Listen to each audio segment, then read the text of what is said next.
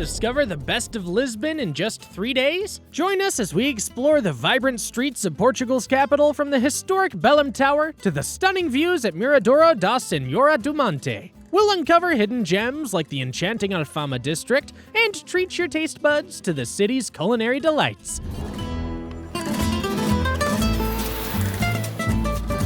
Stay till the end for exclusive insider tips to make your trip unforgettable. Don't forget to subscribe for more exciting travel itineraries and adventures. Let's dive into Lisbon. Best time to visit Lisbon. Lisbon enjoys a Mediterranean climate with mild, rainy winters and hot, dry summers. The best time to visit is during the spring, March to May, or fall, September to October, when the weather is pleasant and the tourist crowds are thinner. Summer is peak tourist season with festivals and events, but it can be crowded and hot. Winter is less crowded and more affordable, but be prepared for some rainy days. Lisbon Airport tips. Lisbon Airport, Humberto Delgado Airport, is the main gateway to the city. It's well connected to the city center, just 4.3 miles away. Upon arrival, you can take the Aerobus, a shuttle service that costs around $4 for a one-way trip or $7 for a round trip. The Metro is another option, costing approximately $2, and taxis are available for about $15 to $20. Be sure to have some euros handy for initial expenses. Where to stay in Lisbon? For an authentic Lisbon experience, consider staying in the Alfama district, known for its narrow streets and fado music. Here, you can find charming boutique hotels and guest houses ranging from $80 to $150 per night. For those preferring a more modern touch, Baixa and Chiado offer luxury hotels and contemporary amenities with prices averaging $150 to $250 per night. Bairro Alto is perfect for nightlife enthusiasts with vibrant bars and restaurants, though it can be noisier. How to get around Lisbon.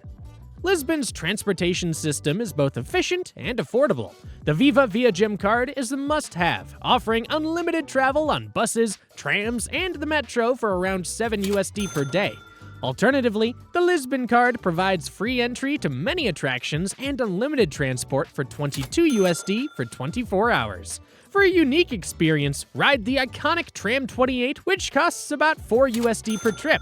Walking is also a great way to explore Lisbon's hilly terrain and discover hidden gems. Day 1. Explore Alfama District. Early morning. Sunrise at Miradoura de Santa Luzia. One of my favorite spots in all of Lisbon is the Miradouro de Santa Luzia. It's absolutely magical at sunrise. Watching the sun come over the water, transforming the sky from a deep red to a vibrant orange, is a breathtaking way to start your day in Lisbon. Trust me, getting up early for this view is totally worth it. An added bonus of visiting at sunrise is that you'll beat the crowds that gather here later in the day. Plus, you can enjoy the tranquility of this beautiful spot almost all to yourself. Breakfast. After soaking in the breathtaking sunrise at Miradouro de Santa Luzia, head to Portas do Sol Café, conveniently located nearby. For breakfast, try the tosta mista, a Portuguese ham and cheese toastie paired with a fresh orange juice and a coffee costing around $10. Morning. Museu Nacional do Azulejo. The National Tile Museum is one of my absolute favorites in Lisbon. It's entirely dedicated to the fascinating history of tile work in Portugal, showcasing stunning azulejos from different eras. Our highlight was the panoramic tile painting of Lisbon viewed from the water. We had a blast spotting various landmarks we had visited during our trip. Insider tip. The museum is located in a former convent, adding to its charm. Entry costs about $5, and it's a great way to spend a couple hours, especially on a rainy day. Don't forget to check out the museum's beautiful courtyard and cafe for a relaxing break. Explore Alfama neighborhood. The Alfama neighborhood is a charming area with stunning views of the Tagus River. This historic district is home to Miradouro de Santa Luzia and the Portas do Sol, two of the best spots for panoramic views of the city.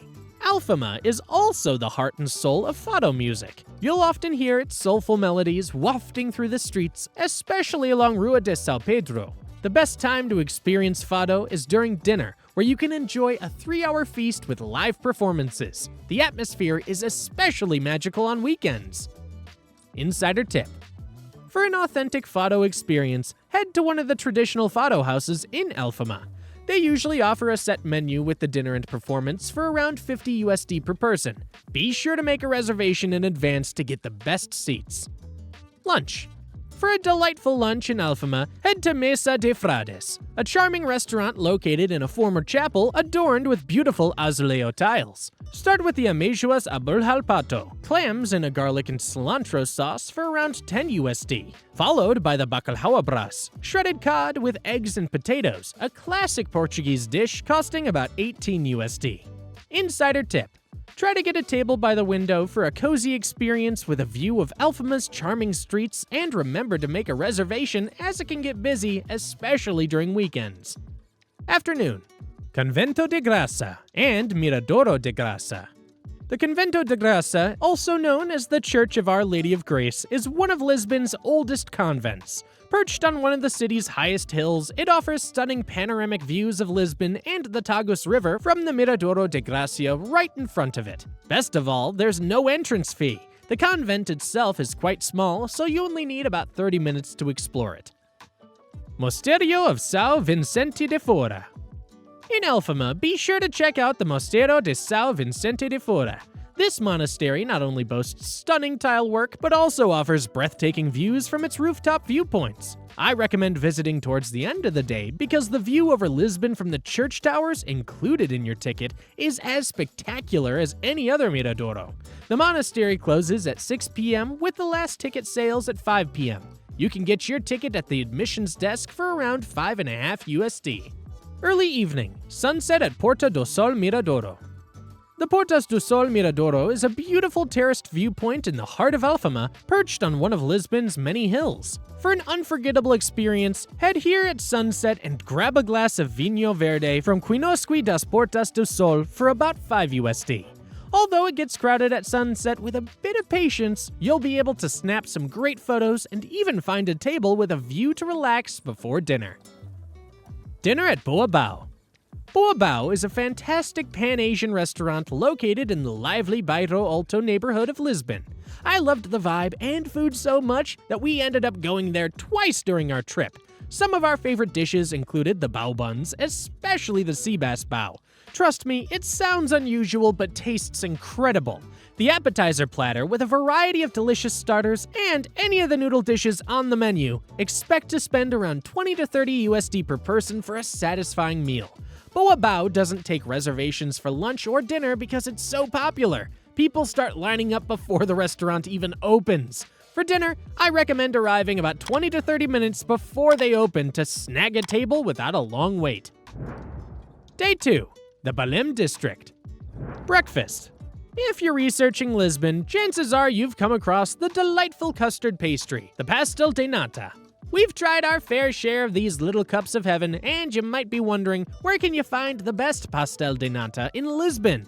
Let me spill the beans. The best pastel de nata we've ever had was at Fabrica de Nata. For breakfast, they offer a combo where you can get a ham and cheese croissant, one pastel de nata, and a latte for about $4. The history of pastel de nata dates back to the Mosteiro dos Jeronimos, so naturally the nearby Belém neighborhood is home to the famous Pastéis de Belém, which attracts many visitors every day. However, I wasn't impressed with their pastel de nata. The sheer number of visitors seems to affect the quality of the pastry and the atmosphere, but that's just my opinion. Insider tip. Be sure to add a little sprinkle of cinnamon on your pastel de nata and enjoy this gem more than once if you can. Morning. Palácio Nacional de Belém and Jeronimos Monastery. Belém is a charming neighborhood about 5 miles west of Lisbon's city center, nestled along the waterfront. It's home to some of Lisbon's most iconic landmarks, including the Tower of Belém, Belém Palace, and Jeronimos Monastery. These attractions are popular stops for cruise ships, so it's best to arrive early in the morning to fully appreciate the stunning Portuguese architecture without the crowds. The easiest way to get to Belém is a 15-minute taxi ride, which will cost you around $10 to $15. Alternatively, you can take a short bus or train ride for just a few dollars. Insider tip. If you visit Belém in the morning, don't miss grabbing a freshly baked pastel de Belém from the famous bakery nearby. It's the perfect treat to start your day. Lunch.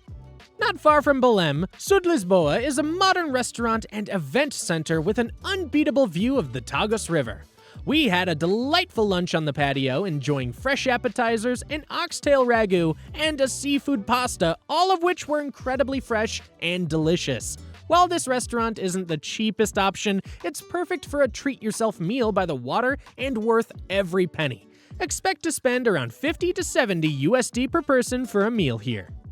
Afternoon. Take a sailboat out on the water. One of our most memorable experiences in Lisbon was taking a sailboat cruise on the Tagus River. The sailing tour usually includes wine, beer, and snacks, and if you're lucky, the captain might even give you a bit of sailing instruction. I highly recommend booking a sailing tour over one of the larger boats because you'll get a much more intimate and local experience. These sailboats typically hold a maximum of 10 people. To book a similar experience, check out these highly rated sailing tours with a local guide. They're flexible too. Travel plans can be unpredictable, so you can cancel up to 24 hours in advance for a full refund. Insider tip. Expect to spend around 50 to 70 USD per person for this incredible experience. Book your tour for the late afternoon to catch a breathtaking sunset over Lisbon from the water. Dinner. Prado is an experience plain and simple. The ambiance is casual, warm, and lively all at once. They have a fantastic farm-to-table concept using only seasonal and local market ingredients. The food is unlike anything we've ever experienced. My husband usually balks at fancy dining, saying the portions are small and it's all about presentation. So he was definitely skeptical going into our meal at Prado, but let me tell you, he left feeling full and satisfied with every dish we ordered. While the presentation was impeccable, the steak tartare served on a crispy kale chip had unbelievable flavor. Our favorite dish, though, was a carbonara-like creation where the noodles were impossibly tender squid, lending an insane flavor profile to the dish. We are still raving about it. Meals at Prado typically cost around 50 to 70 USD per person, depending on what you order. You pretty much can't get in without a reservation, so make sure to book well in advance. Day 3. Discovering Sintra. So, yes, there are plenty of other things to do in Lisbon, but for this third day, I suggest you visit Sintra from Lisbon because it's simply a must-see if you're in the city for 3 days, in my opinion. It's about a 30-minute drive from central Lisbon to Sintra. You can get there by car or take a train, which takes around 40 minutes. If you opt for the Lisboa card, the train journey is included in the pass, which costs about 22 USD for a 24-hour pass. On your day trip, make sure to explore the stunning Pena Palace and the Castle of the Moors. Both sites are truly breathtaking and will make your trip to Lisbon truly unforgettable. Insider tip. Start your day early to beat the crowds at these popular attractions and wear comfortable shoes as there's quite a bit of walking involved. Also, consider packing a picnic to enjoy in the beautiful gardens surrounding the Pena Palace. Morning. The Moorish Castle. We begin our visit at the Chateau des Moorish, offering stunning views of the surrounding area. This castle, built in the 9th century by the Moors from Maghreb, was originally used to monitor the city of Sintra. Today, only ruins remain since it was abandoned after the reconquest of Portugal. Wandering along the forested ramparts feels almost like being on the Great Wall of China. The visit takes about an hour and it's a peaceful and scenic walk. The castle is open 7 days a week from 9:30 a.m. to 8 p.m. during the summer season. Lunch. For a delicious lunch near the Moorish Castle, check out Tascantiga, a cozy spot right in the heart of Sintra. Kick off your meal with a pate de sardinha, sardine pate, for about 6 USD. Then dive into bacalhau à brás, shredded cod with eggs and potatoes, a traditional Portuguese favorite for around 14 USD. Wash it all down with a refreshing glass of Vinho Verde green wine for 5 USD, and don't forget to treat yourself to a slice of queijada de Sintra, the traditional Sintra cheesecake, for about 5 USD. You're looking at roughly 30 USD per person. Afternoon. Pena Palace. After enjoying your lunch, a visit to Pena Palace in Sintra is an absolute must. This palace is incredibly vibrant and unique, making it feel like something straight out of a fairy tale. You wouldn't expect such a colorful palace in the middle of Portugal. Both the interior and exterior of Pena Palace are worth exploring. It's the most visited palace in Portugal, attracting nearly 1 million tourists a year. Surrounded by a lush park, it's a delightful place for a walk, and you can even take a scenic path through the park to get back down to the town of Sintra. Plan to spend about 2.5 hours to fully explore the palace inside and out. I recommend taking the bus up to the palace and then walking down through Pena Park. The walk is lovely with shaded paths, thousands of flowers, forested areas, and small lakes. It's really charming. For your visit to Sintra, it's best to set aside an entire day. Between exploring the palace and traveling, you'll have a full and exciting day. Entry to Pena Palace and its park isn't included in the Lisboa card, but you can get a small discount, around 10%, if you present the pass at the ticket office. Given the palace's popularity, it's a good idea to buy your tickets in advance. You have two options. You can either purchase a standard ticket or opt for a guided tour that includes Sintra and other attractions. Guided tours usually depart directly from Lisbon and offer a convenient way to explore more of the area. Insider tip: to avoid long lines and ensure you get to see everything, buy your tickets online ahead of time. Expect to pay around $15 USD for a standard ticket. Dinner. When you return in the evening, I advise you go to A Cevicheria. This little ceviche restaurant has been on my list for years, and I was thrilled to finally visit it on our latest trip to Lisbon. They whip up multiple fresh ceviche dishes and other fresh seafood quinoa dishes that we thoroughly enjoyed. Not only is the food superb, but the large octopus hanging from the ceiling makes for some great pictures. Expect to spend around 25 to 35 USD per person for a meal. They don't take reservations for dinner, so to avoid the crowds and get a table, we made this a dinner spot, arriving about 10 minutes before they opened. If you're set on having dinner here, show up early and plan to wait it out. Thanks for joining us on this incredible 3-day journey through Lisbon. We hoped you enjoyed discovering the city's rich history, breathtaking views, and delicious cuisine as much as we did. Remember, the magic of Lisbon lies in its hidden gems and vibrant culture, so be sure to take your time and soak it all in. If you found this itinerary helpful, give us a thumbs up and share your own Lisbon experiences in the comments below.